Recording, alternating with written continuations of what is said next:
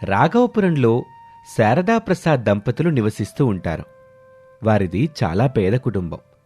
వారికి 3 కొడుకులు. పెద్దవాడు రమేష్, రెండోవాడు సురేష్, మూడోవాడు అరుణ్. వారి భార్యలు అనామిక, అవని, అంజలి. 3 కొడుకులు కూలిపండ్లకు వెళ్తేనే గాని పూట గడవని పరిస్థితి వాళ్లది. అయినా సరే ఆ కుటుంబంలో పేదరికం ఉన్నా దైవభక్తికి మాత్రం కొదవలేదు. ముఖ్యంగా అనామిక, అవని, అంజలిలు అత్తగారైన శారదను ఎంతో గౌరవిస్తారు. ఈరోజు మహాశివరాత్రి. ఊరంతా పండుగ వాతావరణం నెలకొంది. కాని వీరింట్లో మాత్రం తినటానికి గుప్పెడు బియ్యం కూడా లేని పరిస్థితి. ఆ రోజు ఉదయం సమయంలో శారద తలస్నానం చేసి తులసి మొక్క దగ్గర దండం పెట్టుకుంటూ ఉంటుంది. అక్కడికి అనామిక వస్తుంది. అత్తయ్య, శివయ్యకి దీపం పెట్టారా? ఈరోజు మహాశివరాత్రి కదా, గుడికి ఎప్పుడు వెళ్దాం? అమ్మా అనామిక, దీపమైతే పెట్టాను గాని నా మనసులో మాత్రం ఏదో బాధగా ఉందమ్మా.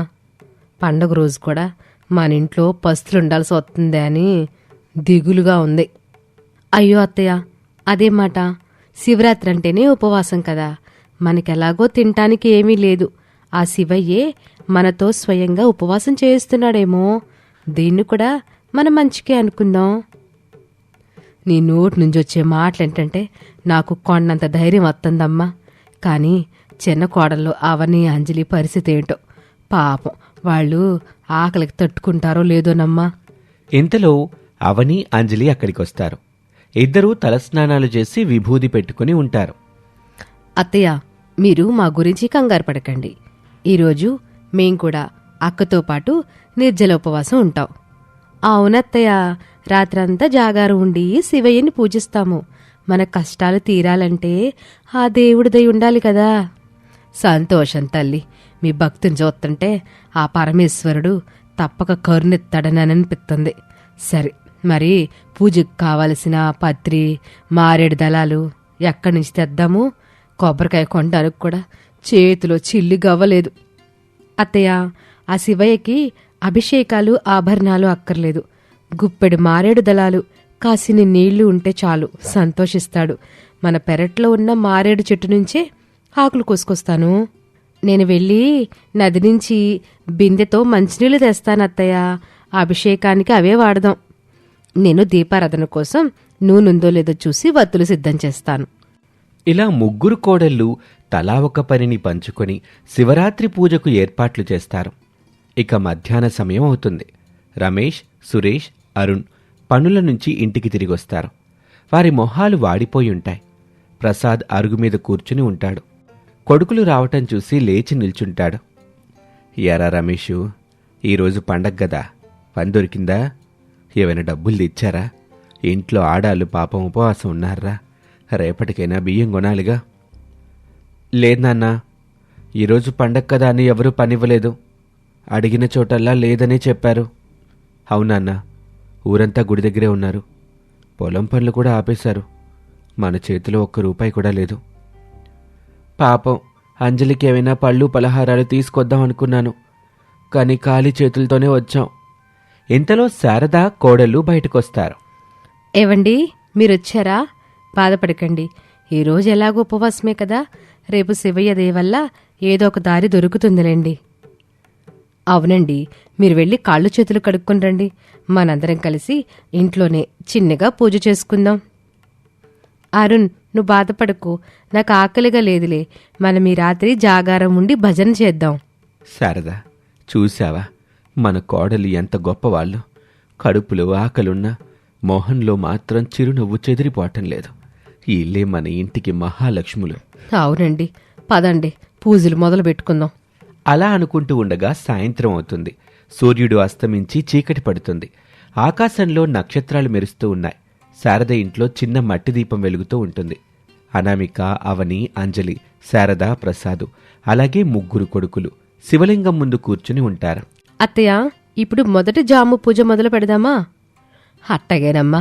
రమేషు, నువ్వు ముందు శివలింగానికి నీళ్లతో అభిషేకం చెయ్యి. ఓం నమః శివాయ అంటూ రమేష్ నీళ్లను లింగంపై పోస్తాడు. అనామిక మారేడు దళాలను ఒక్కొక్కటిగా వేస్తూ ఓం నమః శివాయ అక్క, నా దగ్గర కొన్ని తెల్ల పూలున్నాయి, అవి కూడా వేద్దామా? వెయ్యవని. శివయ్యకి అలంకారం కంటే మనసు ముఖ్యం. అత్తయ్య, నాకొక సందేహం ఉంది. మనం ఇంత భక్తిగా పూజ చేస్తున్నాం కదా, శివయ్య మన పేదరికాన్ని ఎందుకు పోగొట్టట్లేదు? అమ్మా అంజలి, దేవుడు మనకు పరీక్ష పెడుతున్నాడు అనుకోవాలమ్మా. సంపదలున్నప్పుడు భక్తి ఉండడం గొప్ప కాదు. ఏమీ లేనప్పుడు కూడా దేవుడు నమ్ముకోవడమేనమ్మా నిజమైన భక్తి అంటే. పాండవులు అడవిలో ఉన్నప్పుడు కూడా కృష్ణుని వదలలేదు కదా. బాగా చెప్పావు శారదా. అమ్మా అంజలి, మన కష్టాలు మనకి ఎప్పుడు ఉండవమ్మా. ఈ రాత్రి జాగారం చేయటం వల్ల మన పాపాలన్నీ తొలగిపోతాయి. అవునంజలి, మన నమ్మకంతో ఉందాం. అలా మొదటి జాము పూజ పూర్తవుతుంది. రాత్రి 9 గంటలు దాటుతుంది. అందరూ గుండ్రంగా కూర్చుని శివయ్య పాటలు పాడుతూ ఉంటారు. కాని పగలంతా పని వెతుక్కొని అలసిపోయిన మగవాళ్లకు నిద్ర ముంచుకొస్తుంది. అబ్బా, కళ్ళు మూసుకుపోతున్నాయి. ఒక్క క్షణం నడుం వాలుస్తాను. ఏవండి, నిద్రపోకూడదు. ఈరోజు జాగారం కదా, నిద్రపోతే ఉపవాసం ఫలితం దక్కదు. లేవండి. లేదవని, నా వల్ల కావటం లేదు. ఒక్క 10 నిమిషాలు అంతే. సురేష్, శివరాత్రి జాగారం అంటే సామాన్యమైన విషయం కాదు. నిద్రను జయించిన వాడే శివుడికి దగ్గరవుతాడు. లే, వెళ్ళి ముఖం కడుకుండ్రే. లేరా తమ్ముడు, వదిన చెప్తుంది కదా, మనం మగవాళ్ళం అయ్యుండి ఆడవాళ్ళ కంటే ముందే నిద్రపోతే బాగోదు. అవునన్నయ్య, మన భార్యలు ఎంత నిష్ఠగా ఉన్నారో చూడు. వాళ్ళని చూసైనా మనం మేలుకోవాలి. అక్క, నాకు కూడా కొంచెం మత్తుగా ఉంది. ఏదైనా కథ చెప్పవా? వింటూ మేల్కుంటాము. అవునమ్మా నమ్మేక, నువ్వు పురాణాలై బాగా చదువుతావుగా. శివరాత్రి గురించి ఏదైనా కథ చెప్పు, అందరికి నిద్రపోద్ది. సరే అత్తయ్య, అందరూ శ్రద్ధగా వినండి. పూర్వం ఒక వేటగాడు ఉండేవాడు. వాడు అడవిలో వేటకెళ్ళి రాత్రైపోవటంతో దారి తప్పిపోయాడు. క్రూర మృగాల నుంచి తప్పించుకోవడానికి ఒక చెట్టెక్కాడు. అది మారేడు చెట్టే కదక్క? అవునవని, అది మారేడు చెట్టు. ఆ చెట్టు కింద ఒక శివలింగం ఉంది. కాని ఆ వేటగాడికి మాత్రం ఆ విషయం తెలీదు. రాత్రంతా నిద్ర రాకుండా ఉండడానికి, కిందన్న పులి తనని తినకుండా ఉండడానికి చెట్టు ఆకులు కోస్తూ కింద పడేస్తున్నాడు. అంటే అతనికి తెలియకుండానే శివార్చన చేశాడా? సరిగ్గా చెప్పావంజలి. అతను కోసి కింద వేసిన మారేడాకులు నేరుగా శివలింగం మీద పడ్డాయి. పగలు తిండిలేక ఉపవాసం ఉన్నాడు. రాత్రి నిద్రలేక జాగారం చేశాడు. తెలియకుండానే శివరాత్రి వ్రతం చేశాడు. ఆ తర్వాత ఏమైందమ్మా? ఇక మరుసటి రోజు ఉదయం అతని ఇంటికెళ్ళాడు. కాని చనిపోయే సమయం వచ్చినప్పుడు శివదూతలొచ్చి అతని కైలాసానికి తీసుకెళ్లారు. తెలియకుండా చేసిన పూజకే అంత ఫలితం ఉంటే మనం ఇంత భక్తిగా తెలిసి చేస్తున్న పూజకి ఇంకెంత ఫలితం ఉంటుందో ఆలోచించండి. నిజమే అక్క, ఇప్పుడు నాకు అస్సలు నిద్ర రావట్లేదు. ఆ వేటగాడి కంటే మనం అదృష్టవంతులం కదా. అంజలి, నీలో ఇంత మార్పు వస్తుందనుకోలేదు. సోమరిపోతువైన నువ్వు జాగారం ఉంటున్నావంటే అంతా శివయ్య మహిమే. ఏం చేస్తాం, పేదవాళ్ళం కదా, కష్టపడితే గాని ఫలితం దక్కదు. అలా వాళ్ళు ఒక కథ విన్న తర్వాత అందరిలోనూ నూతన ఉత్సాహం వస్తుంది. ఇక అర్ధరాత్రి 12 గంటలవుతుంది. లింగోద్భవ కాల సమయం ఆసన్నమవుతుంది. అమ్మా, ఇప్పుడు లింగోద్భవ కాలం. శివుడు జ్యోతిర్లింగంగా ఉద్భవించిన సమయం. అందరూ నిలబడండి, మనం మహామృత్యుంజయ మంత్రం జపిద్దాము. అందరూ నిల్చొని చేతులు జోడించి మంత్రం జపిస్తారు. అలా వాళ్ళు మంత్రం జపిస్తూ ఉండగా గాలి గట్టిగా వీస్తుంది. దీపం రెపరెపలాడుతుంది. కాని ఆరిపోదు. అనామిక గబుక్కున చేతులడ్డు పెడుతుంది. శివయ్య, ఈ దీపం ఆరనివ్వకు తండ్రి. మా బతుకు దీపాలు ఆరిపోతున్నా నీ అఖండ జ్యోతిని కాపాడుకుంటాం. అక్క, నూనె అయిపోవస్తుంది, దీపం ఎలా వెలుగుతుంది? అయ్యో, ఇంట్లో నూనె పుట్టుకోలేదే, ఇప్పుడెట్టా? అత్తయ్య, కంగారు పడకండి. అలా అని పక్కన ఉన్న నెయ్యి గిన్నెలో అడుగున మిగిలిన కొద్దిపాటి నెయ్యిని వేలితో తీసి ఒత్తికి రాస్తుంది. శివయ్య, మా దగ్గర నూనె లేదు, మా భక్తే ఇంధనం అనుకోండి. ఆ సమయంలో ఆశ్చర్యకరంగా దీపం మరింత కాంతివంతంగా వెలుగుతుంది. అద్భుతం అమ్మా అంజలి, నీ సమయస్ఫూర్తి మన ఇంటిని కాపాడింది. ఆ శివయ్య మనల్ని కరుణించాడు. చూడండి, దీపం ఎంత కలకల్లాడుతుందో. మన కష్టాలు కూడా ఇలాగే తొలగిపోతాయని నాకు నమ్మకంగా ఉంది. అవునన్నయ్య, మన భార్యల పుణ్యం వల్లే మనకి అదృష్టం. అక్క, ఇప్పుడు 3వ జాము పూజ చేద్దాం. శివయ్యకి నామాలు చదువుదాం. సరే అవని. ఓం శివాయ నమః. ఓం మహేశ్వరాయ నమః, ఓం సంభవే నమః. ఆ సమయంలో అందరూ అనామిక వెనుక గొంతు కలుపుతారు. రాత్రంతా శివనామస్మరణతో ఆ ఇల్లు మారుమ్రోగిపోతుంది. తెల్లవారుజామున 4 గంటలవుతుంది. బ్రహ్మముహూర్తం ప్రవేశిస్తుంది. అమ్మ కోడల్లో మీ ముగ్గురికి పాదాభివందనం చెయ్యాలనుంది. అయ్యో అత్తయ్య, అదేం మాట, మీరే మాకు దైవం, మీ ఆశీర్వాదమే మాకు రక్ష. అవునత్తయ్య, మీరు మాకు అత్త కాదు, అమ్మలాంటివారు. కాదు తల్లి, పేదరికం అనే చీకట్లో ఉన్న మా ఇంటికి మీరు ముగ్గురు వెలుగు దివ్వెల్లాగొచ్చారు. ఈ శివరాత్రికి మీ వల్లనే మాకెంతటి పుణ్యం దక్కింది. నిద్రను జయించారు, ఆకలి నోడించారు. నిజమైన శివపార్వతులమ్మ మీరేను. అవునమ్మా, మీ మావయ్యగా నేను కూడా గర్వపడుతున్నాను. మావయ్య, మీ ప్రేమ ముందు ఆకలి నిద్ర ఏమీ గుర్తుకు రాలేదు. ఇక అంతలోనే గుడిగంటలు వినిపిస్తాయి. కోడికూత వినిపిస్తుంది. తెల్లవారింది, జాగారం పూర్తయింది. పదండి, అందరం కలిసి నదికి వెళ్లి స్నానం చేసి గుడికి వెళ్లి శివయ్య దర్శనం చేసుకునొద్దాము. పదండి, ఈరోజు నాకు చాలా సంతోషంగా ఉంది. ఏదో తెలియని శక్తి వచ్చినట్లుగా అనిపిస్తుంది. అలా అనుకుంటూ అందరూ నదికి వెళ్లి స్నానాలు చేసి ఊరి చివర ఉన్న శివాలయానికి వెళ్తారు. గుడిలో పూజారి గారు హారతిస్తూ ఉంటారు. వీళ్ళు వెళ్లేసరికి గుడిలో జనం తక్కువగానే ఉన్నారు. రండి ప్రసాద్ గారు, రండి. ఏమిటి ఈసారి కుటుంబం అంతా వచ్చారు? అవును స్వామి, నా కోడలు రాత్రంతా జాగారం ఉండి ఇప్పుడు దర్శనానికి వచ్చాం. చాలా సంతోషం. ఆ శివయ్య ఆశీస్సులు మీకెప్పుడూ ఉంటాయి. ఇదిగోండి తీర్థము ప్రసాదం పుచ్చుకోండి. అలా అంటూ పూజారి గారు ప్రసాదం ఇస్తారు. అనామిక, అవని, అంజలి ప్రసాదాన్ని కళ్ళకద్దుకొని స్వీకరిస్తారు. స్వామి, మేం పేదవాళ్ళం, దక్షిణది ఇవ్వలేకపోతున్నాం. పిచ్చి తల్లి, భక్తికి మించిన దక్షిణ ఏముంటుందమ్మా? మీ నిష్టే ఆ శివుడికి 1,000,000 వరహాలు అన్నట్లు నిన్న రాత్రి మన గుడి ధర్మకర్త గారు ఒక విషయం చెప్పారు. గుడిలో ప్రసాదాలు వండటానికి, పూలమాలలు కట్టడానికి నమ్మకమైన వాళ్ళు కావాలంట. మీరు ముగ్గురు కోడలు ఆ పని చేస్తారా? గుడి నుంచే మీకు నెల నెలా జీతము, ప్రతిరోజు ఇంటికి ప్రసాదము ఇస్తారు. ఈ మాట వినగానే శారద కళ్ళల్లో నీళ్లు తిరుగుతాయి. నిజంగానా స్వామి? మా కష్టాలు తీరిపోయినట్టేనా? అవును శారదమ్మా, ఆ శివయ్యే మీకు ఈ దారి చూపించాడు. మీ కోడళ్ల భక్తికి మెచ్చి ఈ అవకాశం వచ్చింది. ఈ రోజే పనిలో చేరండి. అక్క, విన్నావా? మనకి పని దొరికింది. ఇక మనం ఇంట్లో పస్తులుండాల్సిన పని లేదు. అవునంజలి, జాగారం ఫలితం వెంటనే దక్కింది. చూసారా, అనామిక చెప్పింది నిజమైంది. నమ్మకంతో చేసిన పూజ ఎప్పుడూ వృధా పోదు. వీళ్ళు గుళ్ళో సేవ చేస్తున్నారంటే మనకంతకంటే ఇంకేం కావాలి? ఇక మేం కూడా రెట్టింపు ఉత్సాహంతో పని వెతుక్కుంటాం. అనామిక శివలింగం వైపు చూసి దండం పెట్టుకుంటూ, శివయ్య, నీ లీలలు అద్భుతం తండ్రి. మాకు అన్నం పెట్టే దారి చూపించావు. ఈ జన్మంతా నీ సేవలోనే గడుపుకుంటాం. పదండింటికి వెళ్దాం. ఈరోజు ఈ పండగని నిజమైన పండగలాగా చేసుకుందాం. ముగ్గురు పేద కోడళ్ళు గెలిచి మన ఇంటి రాతనే మార్చేశారు. జై బోలో శంకర, హరహర మహాదేవ శంభో శంకర. అలా ముగ్గురు కోడళ్ళు చేసిన నిష్ఠతో కూడిన జాగారం వారి కుటుంబంలోని పేదరికాన్ని పారద్రోలింది. ఆకలిని ఓర్చి, నిద్రను జయించి వారు చూపించిన భక్తి ఆ పరమేశ్వరుణ్ణి కరిగించింది. ఆ రోజు నుంచి శారద ఇల్లు సిరి సంపదలతో, సుఖ సంతోషాలతో నిలిచింది. ఇది వాల్టి కథ. మరొక ఆసక్తికర కథలో మళ్ళీ కలుద్దాం. అంతవరకు సెలవు, నమస్తే. హైదరాబాద్ మహానగరంలో ఒక మధ్యతరగతి అపార్ట్మెంట్ ఉంది. అందులో నివసించే ప్రసాద్, శారదా దంపతులకి ఒక్కగానొక్క కొడుకు రమేష్ ఉన్నాడు. రమేష్ భార్య అనామిక. రమేష్, అనామికలకి కొడుకు హరీష్, కూతురు నవ్య ఉన్నారు. అనామిక పల్లెటూరు నుంచొచ్చిన అమ్మాయి.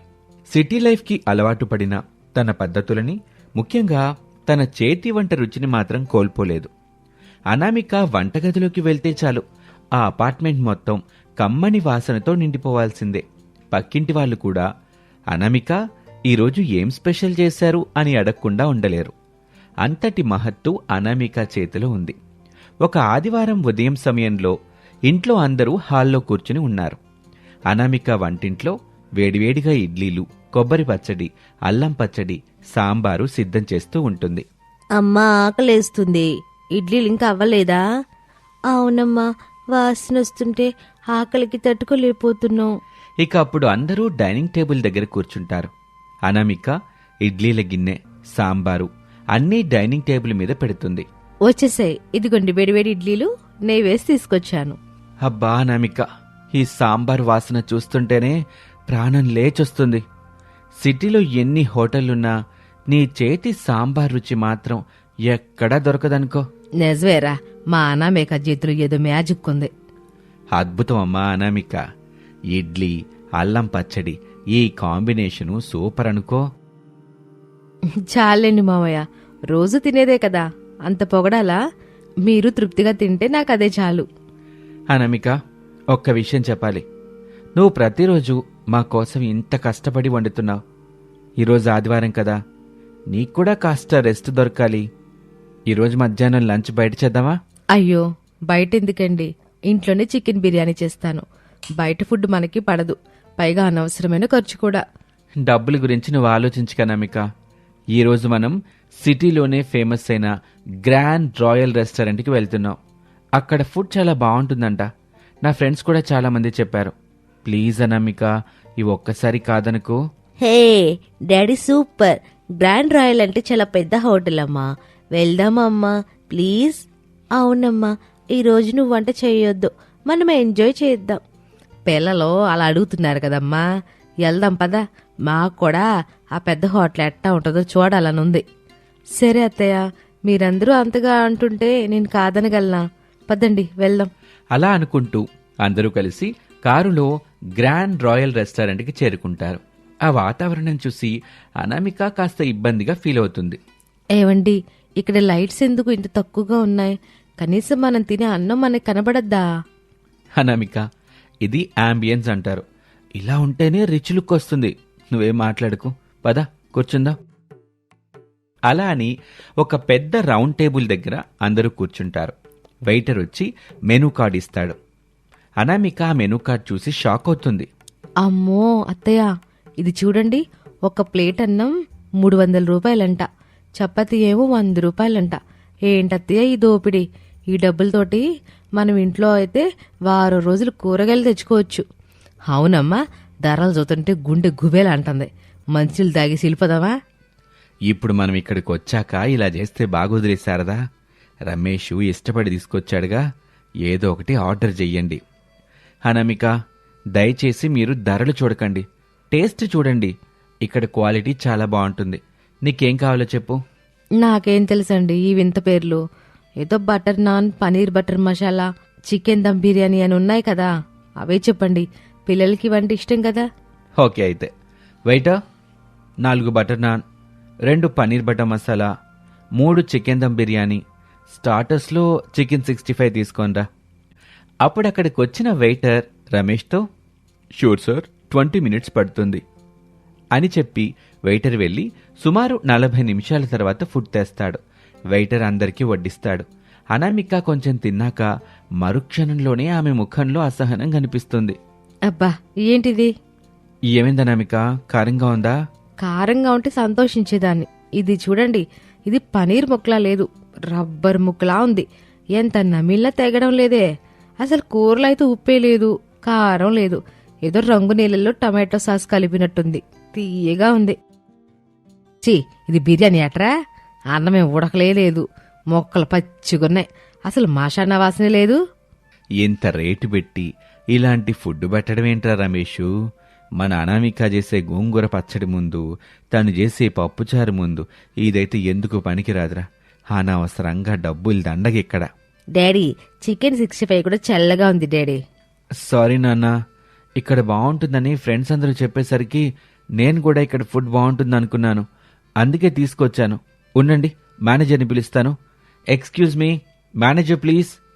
అలా పిలవగానే వెంటనే సూట్ వేసుకున్న మేనేజర్ చాలా స్టైల్గా నడుచుకుంటూ అక్కడికి వస్తాడు. అతని ముఖంలో ఏదో తెలియని అహంకారం కనిపిస్తుంది. Yes sir, any problem? How is the food? Food అస్సలు బాగోలేదండి. ఈ పన్నీర్ చూడండి ఎంత గట్టిగా ఉందో. బిర్యానీలో అయితే అసలు టేస్టే లేదు. సార్, ఇది అథెంటిక్ మొగలాయ్ టేస్ట్. పన్నీర్ ఇలాగే ఉండాలి, కొంచెం చూయింగ్గా. బిర్యానీ కూడా మైల్డ్గా ఉంటుంది. బహుశా మీకు బాగా స్పైసీ ఫుడ్ అలవాటు అనుకుంటా. లోకల్ టేస్ట్ బర్డ్స్ ఉన్న వాళ్ళకి మా ఇంటర్నేషనల్ స్టాండర్డ్స్ అర్థం కావు. ఏమన్నారు? లోకల్ టేస్ట్ బర్డ్సా? మాకు రుచి తెలియదేనా మీ ఉద్దేశం? కూల్ మేడం, ఎందుకు అరుస్తున్నారు? ఇక్కడున్న వాళ్ళంతా హై క్లాస్ పీపుల్. మీలాంటి వాళ్ళకి మా ఫుడ్ గురించి కామెంట్ చేసే అర్హత లేదు. మా చెఫ్ లండన్లో ట్రైనింగ్ తీసుకున్నారు. లండన్లో ట్రైనింగ్ తీసుకుంటే సరిపోదు. వండేటప్పుడు చేతిలో ప్రేమ ఉండాలి, మసాలాల్లో పద్ధతి ఉండాలి. పనీర్ అంటే వెన్నెలా కరిగిపోవాలి గాని రబ్బర్లాగా సాగిపోకూడదు. బిర్యానీ అంటేనే గుమగుమలాడిపోవాలి, చప్పగా ఉండకూడదు. మీరు 1000 రూపాయలు వసూలు చేస్తున్నారు, కనీసం వేడిగా రుచిగా పెట్టాలన్న బాధ్యత లేదా? లుక్ మేడం, మీకు నచ్చకపోతే బిల్ కట్టేసి వెళ్ళిపోండి, అంతేగాని మా రెస్టారెంట్ పరువు తీయకండి. అయినా ఇళ్లలో వండుకునే ఆడవాళ్ళకి ప్రొఫెషనల్ కుకింగ్ గురించి ఏం తెలుస్తుంది? కిచెన్లో 4 గిన్నెలు కడగటం, పప్పుచారు కాయటం తప్ప మీకు ఫుడ్ సైన్స్ గురించి ఏం తెలుసు? మాటలు జాగ్రత్తగా రానివ్వండి మేనేజర్ గారు.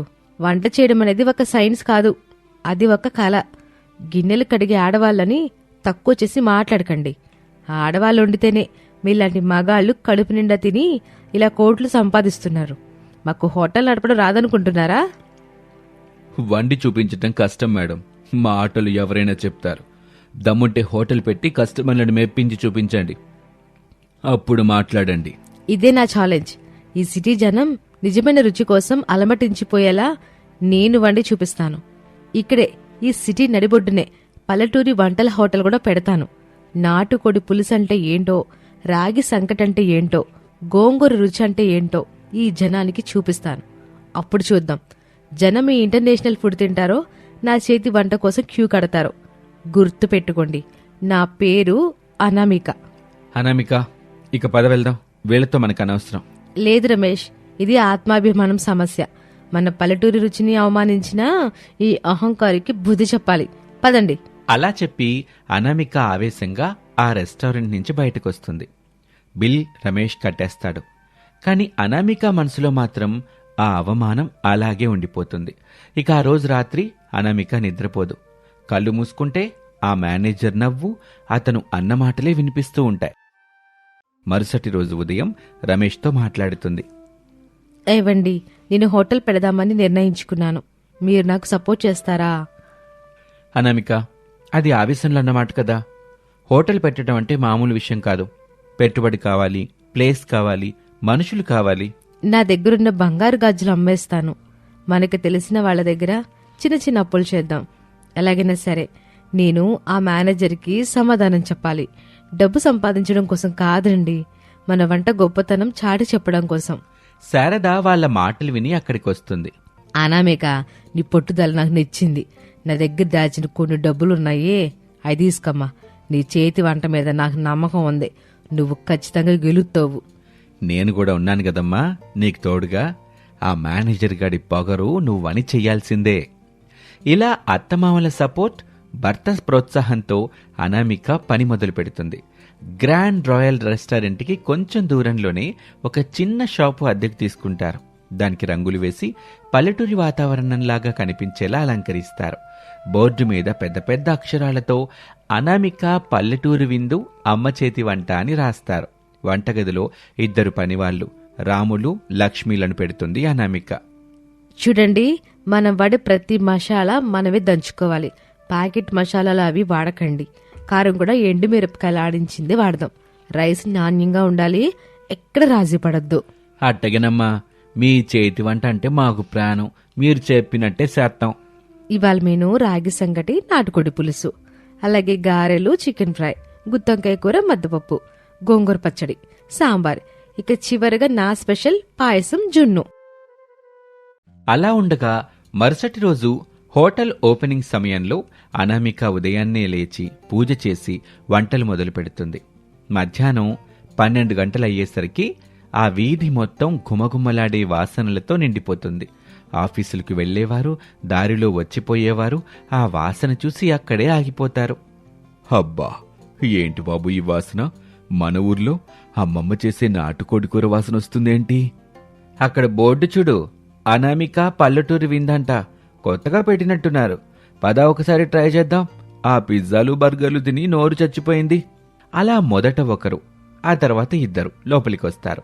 అనామిక స్వయంగా వడ్డిస్తుంది వాళ్ళకి. విస్తరాకులో వేడివేడి అన్నం, కూరలు వడ్డిస్తుంది. వాహ్, అద్భుతం! ఈ గోంగూర పచ్చడి ప్రాణం పోసిందనుకో. సిటీలో ఎన్నో రెస్టారెంట్లకు వెళ్ళాను కానీ ఇంత కమ్మటి భోజనం ఎప్పుడూ తినలేదు. ఈ రాగి సంకటి, నాటుకోడి పులుసు అయితే అమృతంలా ఉన్నాయి. ముక్క మెత్తగా ఉడికింది. ఆ స్పైసీనెస్ కరెక్ట్గా సరిపోయింది.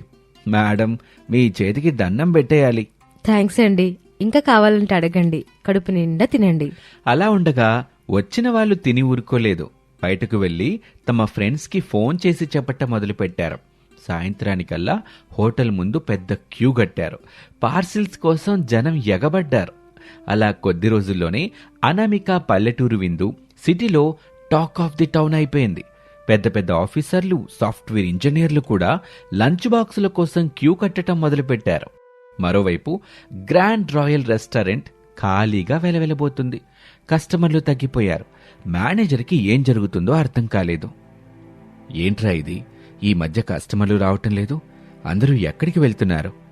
సార్, ఇక్కడ దారిలో మన దగ్గరలోనే ఏదో పల్లెటూరు విందని పెట్టారంట. అక్కడ ఫుడ్ చాలా బాగుందని అందరూ అక్కడికే వెళ్తున్నారు. మన రెగ్యులర్ కస్టమర్లు కూడా అక్కడికే వెళ్తున్నారు. పల్లెటూరు విందా? ఆ రోజు ఛాలెంజ్ చేసిన ఆవిడ పెట్టిందా? ఇంపాసిబుల్. ఒక చిన్న మెస్ మన లగ్జరీ రెస్టారెంట్ని దెబ్బతీయటమా? నేను నమ్మను. నేనే స్వయంగా వెళ్ళి చూస్తాను. అలా అని మేనేజర్ మారువేషంలో అనామిక హోటల్కి వెళ్తాడు. అక్కడున్న జనాన్ని చూసి షాక్ అవుతాడు. ఎక్కడా ఖాళీ లేదు. అందరూ ఆనందంగా తింటున్నారు. అప్పుడు మేనేజర్ ఒక మూల కూర్చొని ఒక ఫుల్ మీల్స్ ఆర్డర్ చేశాడు. రాములు విస్తరాకు వేసి అన్ని రకాల కూరలు వడ్డించాడు. చివరిగా అనామిక స్వయంగా వచ్చి నెయ్యి వడ్డించింది. అనామిక అతన్ని గుర్తుపట్టినా ఏమీ తెలియనట్టు, వేడివేడి ముద్దపప్పు, నెయ్యి వేశాను, ఆవకాయలు నంచుకుని తినండి బాబు. అలా అనామిక అనగానే మేనేజర్ ఒక ముద్ద తిన్నాడు. ఆ రుచి అతని నాలుకని తాకగానే అతని కళ్ళల్లో తెలియకుండానే నీళ్లు తిరుగుతాయి. అది కేవలం రుచి కాదు, అది ఒక జ్ఞాపకం. చిన్నప్పుడు వాళ్ళ అమ్మమ్మ తినిపించిన గోరుముద్దలు గుర్తొచ్చాయి. ఆ రుచిలో ఉన్న స్వచ్ఛత, ఆప్యాయత అతని అహంకారాన్ని కరిగించేశాయి. అతను తింటూనే ఉన్నాడు. ఒక్కొక్కటి తిన్న తర్వాత అతను కన్నీళ్లు పెట్టుకున్నాడు. ఆ తర్వాత తినడం ముగించాడు. అప్పుడు మేనేజర్ మారువేషాన్ని తీసేసి అనామిక దగ్గరికి కన్నీళ్లతో వచ్చాడు. ఏమైంది బాబు, కన్నీళ్ళొస్తున్నాయి? కారం ఏమైనా ఎక్కువైందా? కారం వల్ల కాదు మేడం, నా అహంకారం వల్ల వచ్చిన కన్నీళ్ళేవి. అరే, ఇతను గ్రాండ్ రాయల్ మేనేజర్ కదా? అవును సార్, నేనే. ఆ రోజు మిమ్మల్ని అవమానించిన మూర్ఖుణ్ణి నేనే. నన్ను క్షమించండి అనామిక గారు. వంటంటే కేవలం ఇంగ్రీడియంట్స్ కలపటం కాదు, అందులో ప్రేమ కలపాలని ఈరోజు తెలిసింది. మీ చేతి వంట ముందు మా ఇంటర్నేషనల్ డిషెస్ ఎందుకో పనికిరావు. నేను ఓడిపోయాను, మీరు గెలిచారు. ఇందులో గెలిపోటములు లేవు మేనేజర్ గారు. రుచి అనేది నాలుగుకి సంబంధించింది కాదు, మనసుకి సంబంధించింది. మా పల్లెటూరు వంటలో ఆత్మీయత ఉంటుంది. అది మీకు అర్థమైతే చాలు. ఖచ్చితంగా అర్థమైంది మేడం. రేపటి నుంచి మా రెస్టారెంట్లో కూడా ఫ్రోజన్ ఫుడ్ మానేసి ఫ్రెష్గా ఉండమని మా చెఫ్కి చెప్తాను. మీరే నాకు స్ఫూర్తి. అలా చెప్పి మేనేజర్ వెళ్ళిపోతాడు. ఆ రోజు రాత్రి హోటల్ మూసేశాక అనామిక కుటుంబం మొత్తం ఇంటికి వెళ్తుంది. అందరి ముఖాల్లో చెప్పలేనంత ఆనందం. అమ్మా, నువ్వు సూపర్ అమ్మా. ఆ మేనేజర్ అంకుల్ వచ్చి నీకు సారీ చెప్పారు చూసావా? నాకు చాలా ప్రౌడ్గా ఉంది. అవునమ్మా, మన హోటల్ అంటే ఇప్పుడు అందరికీ ఇష్టం. అనామిక, ఆ రోజు నువ్వు ఆవేశంలో అన్నావేమో అనుకున్నాను, కానీ ఇంత గొప్పగా సాధిస్తావని నేను ఊహించలేదు. నిజంగా నువ్వు గ్రేట్. మన కోడలు సామాన్యురాలు కాదురా, అన్నపూర్ణాదేవి. మన ఇంటి పరువు నిలబెట్టింది. అమ్మ అనామిక, నీ వల్ల ఈరోజు మనకింత పేరు డబ్బు కూడా వస్తున్నాయి. కానీ నువ్వు మాత్రం ఎప్పటికెట్టాగే ఉండాలి. హోటల్ ఓనర్స్ అయినా కోటీశ్వర్లైనా నేను మీ అమ్మనే, ఈ ఇంటికి కోడల్ని అత్తయ్య. నా వంటలో ఉండే సీక్రెట్ ఏంటో తెలుసా? మీ మీదున్న ప్రేమ. అది బిజినెస్ కోసం చేసేది కాదు, మన వాళ్ళు తృప్తిగా తినాలని చేసేది. పదానమిక, ఈరోజు నీ విజయాన్ని సెలబ్రేట్ చేసుకోవాలి మనం. నీ చేత్తో నాకు ఆ పాయసం వడ్డించు. స్వీట్తో ఈ రోజుని ముగిద్దాం.